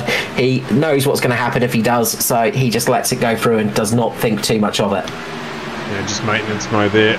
Dave Douglas under pressure here from Edward Foster as well. Foster's closed up on the back of him. It's 2 tenths between them now. Coming a little bit searched down through the field as well. Matty Hunter, Joshua Carroll-Walden, they're coming together shortly as well. That gap has been closing, along with Matty Raymond, Kate Donnelly behind them, as we see Scott Griffiths and Philip Worley just skipping into one another a little bit there. A bit of damage to the left-hand front corner there of Worley's entry. Scott Griffiths getting away through there, and he's on fresh rubber. Foster is making the move on Dave Douglas. He's going to go down underneath. He's going down on Dave and going to make that move stick on him. Edward Foster going down on the Double D, Dave Douglas, and making that one stick. Wow. A good move there from Ed Foster as well. He's got that one done. So 53 moves up into P4 now. The question is, can he catch Neil Pearson? At the moment, he's around about 3/4 of a second faster per lap than Pearson. He's got 3.5 seconds to make up. He's got time to do it, but those tyres will plateau. That gap will extinguish itself, and then the question remains, how hard is Pearson saving fuel to get to the end of this race? Yeah, that's going to be the big one. Might have just happened to Lachlan Urquio there. I think he's just gone up into the wall. I think himself and Raymond Yeager have just had a bit of a coming together. And they've just had a little bit of a coming together there, and that's just pushed Lockie up into the wall. So he's got some damage on the front of that car now. So that's not what Lockie would have wanted. That's going to be a bit of a struggle for him. He's got Jaden Russell behind him. So that's Jaden Russell in front of him. Sorry, Joshua Carroll-Walden is next car. So JCW is going to be catching him relatively quickly. Yeah, absolutely. So I'm just looking here at Dyson, trying to get a gauge. Somehow he's now 10 seconds to the good, so it's dropped back a little bit there. Just in a bit of traffic again here. We know how that can affect, particularly if he's trying to save tyres and fuel. And he will be saving fuel, there's no question about it. So now just down to 10 seconds between him and Skurlock, and it just continues to plummet as I watch it now, 9.8 seconds. So the 3/4 of a second continues for Skirley as he closes down. Good English there, as he closed down on the back of the 041 entry of Andrew Dyson. Yeah, Scullock's going to catch Dyson in probably about 16 laps, I'd say. So it's going to get close towards the end. So Dyson's just going to have about 4 laps to sort of go and hold it out there, really. So he's got an opportunity right now if he can make that fuel last, and that is it's a big if right now. That's the thing. It's going to be very, very close for him. Neil Pearson's still sitting in third. He's got Foster closing in on him relatively quickly, as well as Dave Douglas, Josh Micklemore, Hamish Gallagher. And that group of cars is closing in pretty quickly towards him, so it could be a big moment for Neil Pearson that's going to cost him a lot of positions if they can catch up to him, and I would say that they will, although Pearson is setting lap times just a couple of tenths slower, so he's not that far off the pace in all honesty, but you will find Foster catching him in probably about 4 or 5 laps now. Yeah, that's the field's dropped back towards Pearson, so he's been doing that sort of mid-31 for a while now, but what's happened is that Foster and Douglas have dropped out of the 30s, so has Skurlock, and so they're dropping back to the pace of the DPR boys here, so he might be able to hold out here. Obviously, Pearson now running a little bit in no man's land. Foster's going to get the benefit of the drag from, or the tow, I should say, from is it Ruben Phelps in front of him? Yeah, Ruben Phelps in front of him, so he'll get that benefit. That'll give him the tow. You can see it, they're already working, he's catching up, and that'll give him a little bit of a push towards the back of Neil Pearson. He'll get that gap down under the second mark. He's got it there now, in fact, so he's going to get the benefit of the draft. It's going to be a painful couple of laps for Neil Pearson once this group catches him, because he's just going to drop all the way back down behind Danny G. What's Danny G? Danny G's dropped way back, actually. Sorry, something's happened to Danny G there. I think he's copped a speeding penalty or something, because he's dropped all the way down back to 28th, but he's in that pack. So Neil Pearson's going to drop way back behind Hamish Gallagher. So he's going to drop back to around about 7th position once this group catches him, but that's going to happen in very short order. And just while we were talking there, Dave Douglas getting up into Josh Micklemore, which is why he's dropped back. Didn't touch, but got real close. He had to pull out of it, and as he did so, Micklemore took off, and that allowed the Hamish Gallagher, sorry, my apologies, that allowed the number 5 entry of Scott Griffiths to close up on Douglas. Had to do a little bit of management there as well, just to hold it out, as he lost a bit of momentum. So that's affected Douglas, and has allowed Josh Micklemore to get up into this battle here as Foster gets the move done on Neil Pearson. Josh Micklemore on the back of this one too, so that took a little less time than we expected, and Edward Foster moves the 53 entry up into 3rd place. And now comes Josh Micklemore. As I said, it's going to be a painful couple of laps for Pearson, because he's not going to be able to use much of that car to defend. He'll do his best to throw the odd block here and there, but you can only do so much blocking on the racetrack, and you can only use so much of it as well. As you can see, Pearson just positioning that car perfectly to make a very large DPR car on the track, but you can only do so much on those old tyres, and that's all she wrote. Pearson losing out to Micklemore. Dave Douglas going to be the next one coming up on him, so Double D is going to be coming up very, very quickly. He's got Scott Griffiths on his inside. Scott Griffiths, of course, on those fresher tyres, will have a nice easy time getting down around Dave if he chooses to, but Dave's going to make this move on Pearson relatively quickly, and then you'll see Hamish Gallagher and Luke Trahair catching up to Neil as well relatively soon. Up at the front, Andrew Dyson still out by 6.8 seconds over Michael Skurlock. That gap has stabilised, but Skurlock is still quicker, about 4 tenths. Just not every lap now, so it's we've got to watch this one count down. Edward Foster, Josh Micklemore are going to have a little bit of a battle for 3rd position, you feel? Yeah, I think that battle's going to be nice and heated. Meanwhile, Dave Douglas has got a very fast charging Hamish Gallagher right on his tail.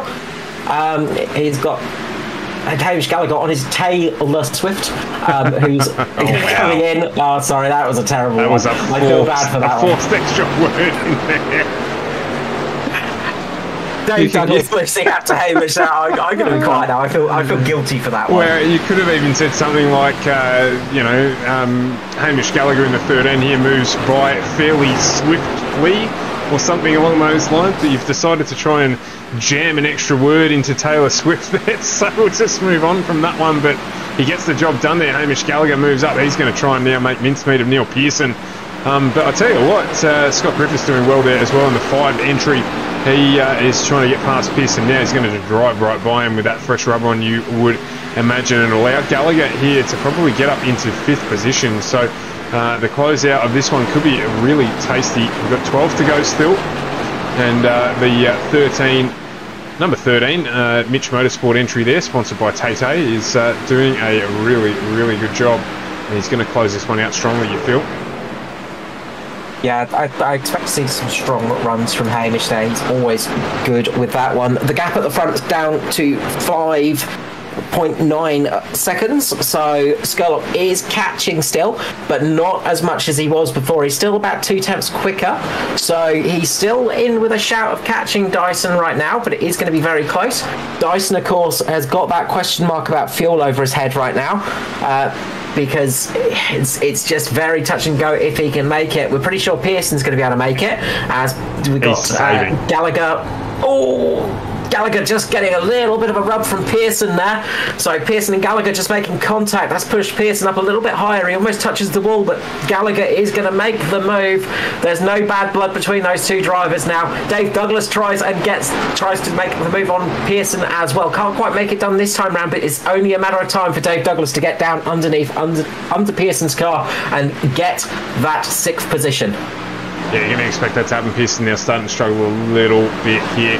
We did just jump on board briefly there with Dyson, and you could hear he is fuel saving. So 10 laps to go. Dyson knows that he is going to have to save here. That's going to help close that gap down even further between himself and Michael Skurlock.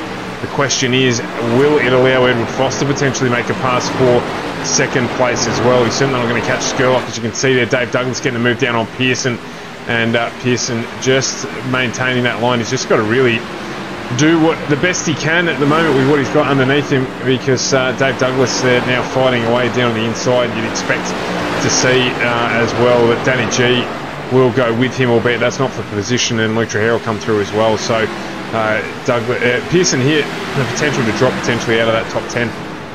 Yeah, Douglas just getting a little bit loose on his tail there, and that cost him a bit of time. Then, because they're running so close with each other, it's just affecting the aero a little bit, and probably Dave is having to run a little bit of a tighter line than he wants to, getting a little bit more heat on that right rear as well. So it's causing him to lose time. You can see Luke Traher just circling at the moment. He's right behind these two. So Traher is really pressing down. There's always contact between Pearson and Douglas. You just see there. Just that little bit of contact, and yeah, so a bit of contact that's got Pearson up into the wall. He managed to keep it going, so no caution, but that's given Luke Traher that position. Now Ryan Jones is going to be trying to close down on that one. Meanwhile, Jason Martin is right on the back of Ryan Jones. Jason Martin having a good recovery drive. We saw him right down at the back of the field earlier on, but he has been working his way quietly through the field, as we often see with Jason Martin, and he is right on the back of Ryan Jones at the moment, battling it out for P9 and P10.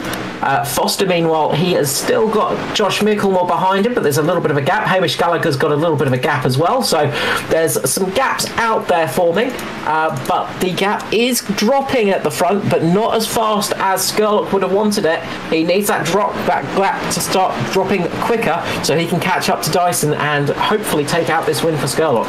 With only 6 laps to go, though, you'd have to figure here Dyson doing a good job. Fuel is that question. Is he going to make it home on the fuel numbers that he's put into that car? And we heard him there, he was saving a little bit. That's going to cost him some time. He's got to balance that fuel saving effort with making sure that he maintains the gap wide enough to Skurlock behind him. We've got 5 to go here now. Might just jump on board with him as we get down this straight, see how early, and he jumps out real early out of the gas there. So he is saving. He's not clutching yet, so he knows potentially that he just needs to drive to a little bit of a number to get it home from here. and manage that gap. It's down at 3.5 seconds now, though. If Skirley, oh, he's really saving. If Skirley gets down into that draft, he is mincemeat Dyson, and he's trying to try and do a battle here. I'm right behind him here. I want him to get his first win in the Cup, but in Oval, that is, I should say, because he has, of course, taken out a track victory, a circuit victory, but he's got 4 to go. He's got to manage that fuel, and the gap is plummeting. Yeah, that's it. But he has got a 3-second gap still. There's only 3 laps remaining. So you've got to say Dyson is doing as much as he possibly can at the moment. Dave Douglas has got a fast-charging Luke Trahair underneath him at the moment. The racing is still going on down the track. This battle is still not over. So still a lot to go in this race. Neil Pearson, meanwhile, has dropped down behind Ryan Jones and Jason Martin, so he's dropped down into 10th position at the moment. Jaden Russell is the next car on the list to see if he can get past Pearson. But some good racing down towards the back at the moment between Trahair and Douglas. They are side by side constantly here. Yeah, absolutely. 2 to go, so we're going to jump back up to the front here. Just keep an eye on this gap now. 2.7 seconds between Dyson and Skurlock, with 2 to go. It's halfway through, so we're going to get the white flag next time around. You'd like to think that he's going to be on the money here. If it's got fuel, he's going to win it. That's where he's got to get to. So he's going to be holding his breath for 32 seconds here to make sure that the 041 DPR entry of Andrew Dyson does bring it home. Simrigs.com, of course, they've got end of financial year sales on at the moment. Good plug for them, with Dyson using their equipment as well. So jump on there if you want to have a look, but taking nothing away. This has been a fantastic drive from him, well managed. And he's also managed to run out with the tyres here. We saw the effect that's had on Pearson, but you think he's going to bring it home here. Andrew Dyson, congratulations on your first Oval win here in the ANZCAR Cup Series for the DPR Simrigs.com entry 041. Andrew Dyson takes home the win tonight. It'll be Michael Skurlock behind him in the 350 entry, with Edward Foster coming home in 3rd in the Bridgestone Select entry there. Dave Douglas and Luke Trahair were side by side when they crossed the line. There was nothing between them, but Luke Trahair takes that position from Dave Douglas. But 2 100s. That's it, nothing between them. What a great drive from Andrew Dyson. He had to make an extra lap of fuel there to the end to get through it. I don't think we're going to see many burnouts from Dyson tonight, because I think he's going to be running on vapours. We've seen a couple of fuel races this week. We saw it at Talladega. We saw it last night in the Xfinity series. I think Dyson's going to come in and get a bit of fuel in that car so he can actually celebrate. But yeah, he's absolutely out of fuel. And I think that's it. He's going to have to do a donut on the grass, because that's the only way he's going to get one. So Dyson, what a brilliant first victory on an oval. That was incredibly well driven, and he worked out the maths perfectly for that one. Could not have managed it any better if he tried running out of fuel on the parade lap around there. So about half a lap left, so litre, maybe a little bit more. He's got a milk carton left in that one, and done a great job to bring the 041 home. That's going to have good championship implications for him as well. He had a really strong involvement in the circuit segment of this series. There's more circuit racing to come, so this positions him well, taking out an oval track victory as well. He'll be pumped. Yeah, he's only the second driver this year. Only the 3rd driver this year to get more than 2 wins. That's his 3rd victory in the Cup Series. Neil Pearson, of course, sitting on 3, and Michael Skurlock sitting on 4 wins this year. So Skurlock still has the most wins at the moment. But this is going to help Dyson getting in towards the chase, at least, because he was sitting in 10th when coming into this race. This is really going to help him out championship-wise. So let's run through those results as they stand. So Dyson 1st, Skurlock 2nd, with Edward Foster 3rd. Josh Mickelmore in 4th, with Hamish Gallagher 5th. 6th was Luke Trahair. Dave Douglas 7th. 8th was Ryan Jones. Jason Martin 9th. And Jaden Russell in 10th position. Biggest gainer in the race was Matty Raymond, down in 15th position, gaining 13 positions in that race. Let's run through the rest of the field quickly. Neil Pearson 11th, 12th Joshua Carroll-Walden, Stephen Williams in 13th, 14th for Lachlan Oakio, Matty Raymond 15th, 16th for Kate Donnelly, 17th for Witcher, 18th for Hunter, 19th for Anastakis, Griffith in 20th, 21st for Jaeger, Jackson 22nd, 23rd for Norman Clark, Worley 24th, 25th for Otto, Patton 26th, 27th for Danny G, Ruben Phelps 28th, 29th for Barry Neal, and Mirko Dortnak down in 30th. The only car to retire, I think, no, he was out there as well. So we had all the cars make it across the line tonight. A couple of them a little bit further down than they would have want to, but every car finished tonight, so we have no retirements at all. I can't remember the last time that's happened, if at all, for my short broadcasting career for the Cup. But we did get to see green to green flag tonight, so fantastic racing. Yeah, brilliant driving from all the drivers tonight. We saw a couple of good saves as well, but that just shows the competition here tonight. It's a very tricky track here at Nashville as well. First time racing on it for all of these guys in the Cup Series, for ANZCAR at least, but a lot of these drivers, it's their first time out there. Track temperatures were hot, but these drivers kept cool under pressure tonight, so really good driving from all of them. So we will just wait for the drivers to mosey on up to the green room, and then we'll grab them down for a little bit of an interview. But Andrew Dyson doing a great job there of using the fuel to his advantage, making that strategy pay off. Neil Pearson getting a little bit unlucky towards the end there, and Philip Worley, of course, he would have been up there as well had it not been for that mistake into pit lane. So another strong performance from DPR. So we will start off with our third place finisher. Welcome back to the booth in the Cup Series, Edward Foster. Thanks very much. Good to have you back up here, mate. It's been a little bit of time since we last spoke to you in the Cup Series. Yeah, I was starting to think I'd never get back here. It feels like a win, honestly. I'm absolutely thrilled. I didn't expect it, and I'm absolutely stoked. I feel like I just won. It's great. It's good to hear. A strong run for you tonight. Made 6th position, started down in 9th, finished up in 3rd, of course, which is always a nice place to finish. We've seen this sort of just not having the best Cup season so far, but it looks like tonight was a bit of a change around for you. Not having the best, to put it mildly. I think it's probably the worst season I've ever had of any series in my life ever, the way this has gone so far. But I've had a couple of P3s previously, but this is actually my first P3 on a paved oval. The other ones were dirt and a road course, if you can believe that. So it just kind of shows how ugly it's been so far. But anyway, managed to get it done tonight. Had decent speed. I mean, in that first stint, I was up behind Danny, and I felt like I was quicker than him. I just could not find a way past. You know, he was doing everything he had to do to keep it on the track and keep it in front of me, which is all fair game.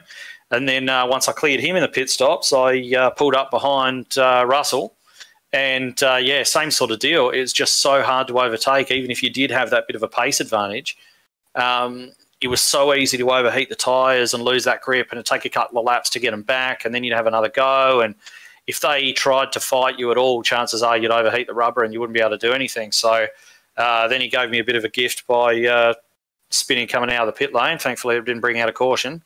So that was P2, and I was just saying to Dyson before, I was P2, and then, all the pit stops sort of shook out towards the end, and I was P3, and I was saying to the guys, who's leading? And they're like, oh, Dyson's in front. I'm like, there is absolutely no way he's going to make this work on a one-stop. But credit to him, he did it. He did what all the rest of us couldn't, made that work on a one-stop and won the race to boot. So congratulations to him, and obviously Skirley, and had a bit of a battle there with Danny G, Josh Mickelmore, guys like that. So, yeah, it was a really cool evening. Yeah, look, good. We got some good battles out there. Just one last thing I wanted to ask you about. Returning to Nashville Superspeedway, I imagine you'd be quite happy coming back to one of the more classic tracks in the series. I'm old school, as you know. So I'll race any of these tracks that are old. They've been around a while. I don't know. There's just something about them, whether it's the worn out surface or the bumps or just the unfinished nature of them. They're not the sort of sanitized autodromes of today. They're very much built where they were. There was only limited amounts that could be done with the terrain when they put them down. And I just think circuits like that have so much more character. They're so much more fun to drive. And they're also a bit nicer to me. At least in this case they are. So, I love the old school tracks. This one, Darlington, a couple of the road courses as well. I didn't really know what to expect when I came here, but it was an absolute pleasure. I love the racing. Both the Xfinity and the Cup, results notwithstanding, the driving was really enjoyable, sort of combined with the fact that we were running the high horsepower, low grip package tonight, which we should be running everywhere just quietly. But anyway, yeah, loved it.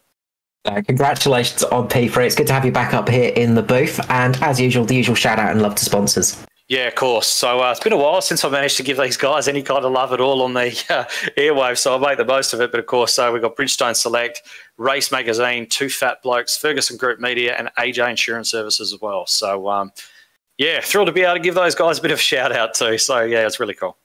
Thank you so much, Edward Foster of Natari Autosport. Congratulations on that P3. Thank you. Next up, we will say Dewanard Da to Mr. Michael Skurlock. I don't know what that means, mate, but hello. Oh, you have a Welsh dragon on your car. You should understand it, mate. Oh, was it? Okay, I know what you mean then. Okay. Congratulations on that P2 finish. We saw you pushing very hard there to try and catch it up to Mr. Fuel in his boots, Andrew Dyson, but couldn't quite make it work at the end. No, I was getting excited there as well. I was getting sweaty. But, no, I mean, I started racing and I didn't even have a thought about doing a one-stopper. I didn't think it was possible, Like it said I needed to add heaps of fuel, so I just went, nah, no one can do that, and just didn't even think about it. And then after we went through the cycle, I was going, what's going on here? You can't make that, surely. And then kudos to them, man. Obviously they practiced and realised they could do that, because that's a big call if you don't know if it's going to work or not. But he made it work and he was doing well. Kept a pretty good speed too. I was only just like half a second quicker after about 10 laps, and then it was, 3/10 quicker a lap, so I wasn't catching that quick. But at the end there, it was getting a bit close. I thought I had him, I thought he'd run out. we were watching out for that because we saw you closing at a vast rate of knots. I imagine when you saw that Dyson and DPR were going to manage that sort of single stop strategy and it looked like it might work, were you hoping for a caution to come out? Early on I did, after their first pit stop, before they unlapped themselves. Yeah, I would have loved a yellow. But no, not as the run kept going. That would have just brought everyone else into it. And you know what I mean? Restarts can be disastrous, so I'd rather have just lay my cards and play them as they may, mate, and see where I ended up. And second's good, man. I'm happy with second. Well, that's the next thing I wanted to ask you, of course. The finishing P2 is good for you tonight because you've finished a fair bit ahead of some of your rivals in the regular season for the championship. You're sitting up there at the top at the moment. You still feeling confident for maybe taking that one out? Mate, doesn't matter. I took last year's out, forgot about that, and I didn't get anything for winning that, so you know what I mean? It didn't really do much to me. So I don't really care, to be honest. I just want to have fun all the time. And normally if you do well, you have fun. But I wouldn't mind getting the most race wins. And now that Dyson won that one, it's going to be hard. There's a couple more road races to come, I think. So, yeah, and Neil's right up there with the race wins as well. So it's going to be tight on that one. Yeah, you only have the one win over them at the moment. They are just one win behind you now. One thing I wanted to ask you as well is there was a little bit of damage to the front of the car. How did that one happen? I gave Daiso a little love tap at the start. I didn't mean to. We just charged. Obviously, I'm not sure if he knows that he doesn't have to wait till the green at the start of the race or not. But if you don't know that, you can go whenever you want. So really, you lost your advantage that you get for getting pole position, really. So because you waited for the start, I would have got a good start right behind you, and then obviously everyone takes the corners a bit different, and I just ran in there really hot, really. Bumped into him. I'm a bit silly because I saw all this red on the bonnet and I was thinking, that must be Neil. Yeah, they said they were starting on the bottom lane. That must be Neil. I was all flustered because I was starting P1. Trust me, that was all over the place. You had the Welsh Dragon coming at you, mate. Look out. The Welsh Ninja caught you out. No, congratulations on that P2, mate. And lovely new paint job as well. Yeah, mate. Thank Mirko for that one. He's always good at whipping them up. No, nice work. And before I let you go, of course, the usual love and shout out to sponsors. Yeah, mate. The BMX Bandits, mate. That's a big shout out to them. What did I say last night? Yeah, having fun. That's a good one. Shout out to having fun. Not many to go now. Hula hooping, mate. I gave that a go the other day. That's a bit underrated, that. Bring back hula hooping, mate. That's a good workout. All right, we heard it here first. Hula hooping. Put your investments into hula hooping for the future, because that is going to be the newest sport. Congratulations on that, P2, Scully. We'll catch you again in the booth soon, I'm sure. Yeah, thanks, guys. And thank you for putting the stream on. It's always good. You're always welcome. So we'll finally to the winner of the race, DPR driver, Mr. Andrew Dyson, taking out your first victory on the oval in the ANZCAR series. Congratulations. Oh yeah, thanks, man. Good to get that one off the back, I guess. Good stuff. It's been a long time coming. I mean, you've shown some really good pace out there, and tonight you showed you had pace as well as the ability to save fuel like none other.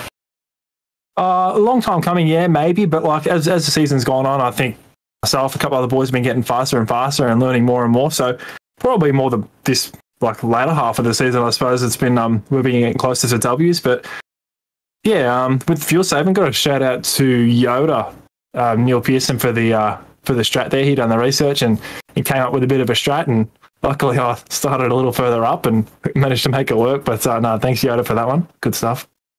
Just a quick question on the strategy there. Did you come in maybe one lap too early? Did it make it a little bit harder towards the end, or were you just completely out of fuel early on in that stint? Not really. Like end of, what was it, 70? Was it the end of lap 69 or the end of lap 70 I came in, which was about 69. Oh, it was 69, wasn't it? Oh, that's a bit of a bust up. I didn't mean that. So no wonder it was harder to save fuel in the second half of the race. I thought, gee, this sucks. I didn't have any tow off anyone. Like the first half of the race, I had tow off Skurlock, and I'm like, oh yeah, this is grouse, man. But he was going quick, so I'm trying to half go with him. And then the second half of the race, I'm like, oh, why is it so much harder to save fuel? Like, I'm not going to make it, man. This is ridiculous. And well, that explains that. I had no idea. Yeah, because I was sort of watching everyone around you, and I saw Wally and Pearson stay out that extra lap, and it sort of, I was just thinking, oh, it's going to be tight for you now.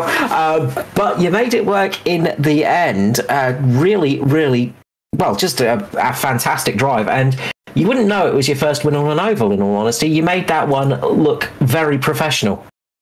Oh, I don't know about that. Yeah, like, look, everyone was super awesome tonight. You know, that whole green flag run. Like, congratulations to all the drivers tonight for starters, because like that green flag run, I don't think we've had a full green race in Cup, or I haven't anyway personally. So that's awesome. So I think everyone else out there is making me look good, to be honest. Like, I mean, without the green flag, who knows what would happen?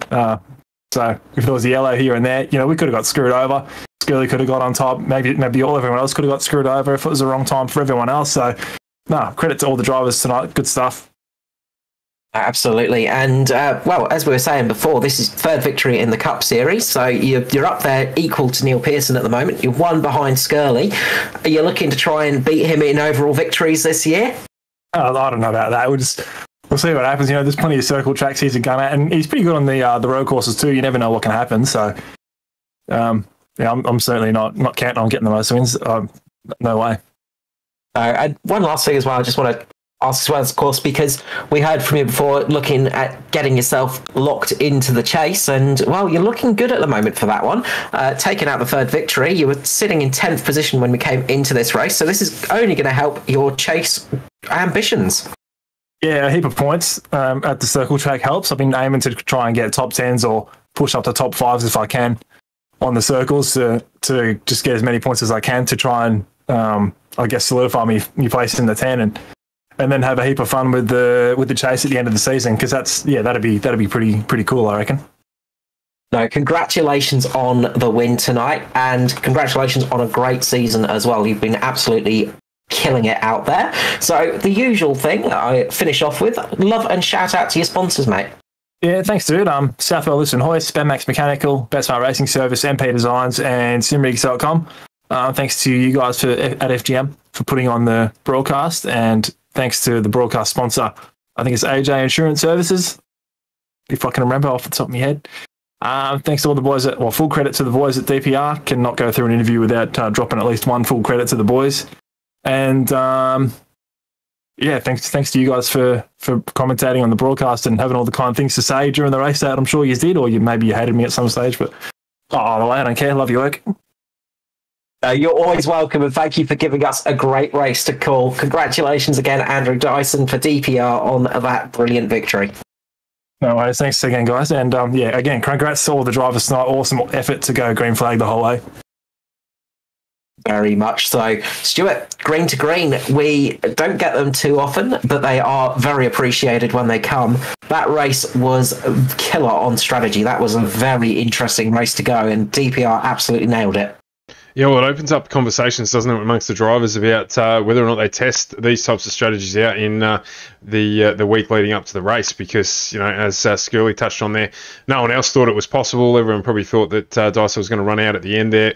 We certainly were questioning pitting on lap 69 and thought that the only person who was safe was Pearson, and Dyser ended up getting home there by around about half a lap. As you said, obviously the green flag run helps a big way to that, with Skirley having a really good pace throughout the night, but taking nothing away from Andrew Dyson. The strategy the DPR boys came up with there, a fantastic finish.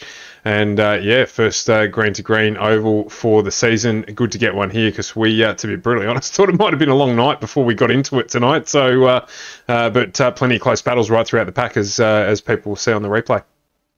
Yeah, that's it. And we hope you enjoyed the race. As always, big thank you to all of you that joined us. We'll be back soon, of course. We've got the truck series coming back next week, and that will be at Michigan for 80 laps. We have, of course, the Thunder series, the Xfinity cars on Wednesday nights, and we will be heading to the Triangle of Pocono, which will also be the Cup race next time out. So the Pocono doubleheader for Xfinity and Cup, so that will be one to look forward to for sure. It's going to be an exciting race. We look forward to having you there. Any last thoughts on this one, Stuart? No, what a great race. I've really enjoyed it here at Nashville. It's been really, really good running for the series. 2 cracking races back-to-back, with the Xfinity race last night and this race again tonight here, keeping us on the edge right until the end of the race. So, again, echoing Dyson's thoughts tonight. Great driving from all the drivers across both of those nights, and looking forward to getting back into it next week. Yeah, we can't wait to see you all next week for some more great racing on the ovals. It's been a good week so far. We've had some brilliant finishes to the races. 3 very different races, of course. Talladega to Nashville. It's been a great week for all of us. And as always, big thank you to all of you again. And from FGM eCast, your e-place for pace, we will see you all again next time. Good evening, everyone. Thanks for joining us, and thanks very much, Carl.